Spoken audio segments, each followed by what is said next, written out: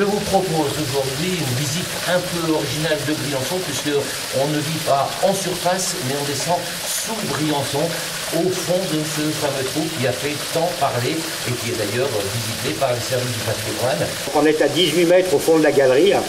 Il y a 2 ans, une partie de cette galerie s'est effondrée, entraînant la création d'un trou sur le parking de la place Blanchard, un trou dans lequel sont tombés plusieurs véhicules. Une partie de la galerie donc s'est effondrée sur le haut et a causé des dégâts qui sont quand même assez conséquents. Cette galerie achemine les eaux de la Gargouille et lui fait traverser le rempart. La Gargouille, c'est ce petit canal qui traverse la vieille ville de Briançon et qui servait à l'origine à la lutte contre les incendies.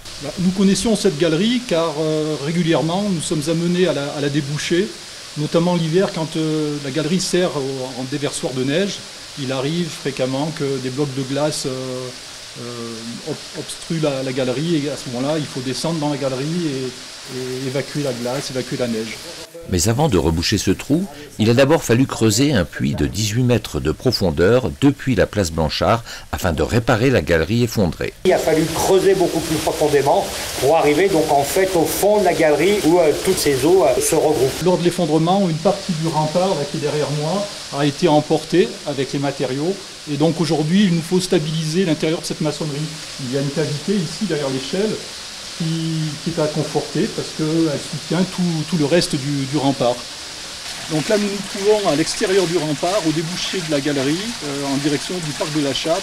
Ici on retrouve un tuyau qui durant 2 ans a servi à dévier l'eau de la Gargouille et des eaux pluviales de la vieille ville, du fait que la galerie était complètement obstruée par les matériaux qui s'étaient effondrés.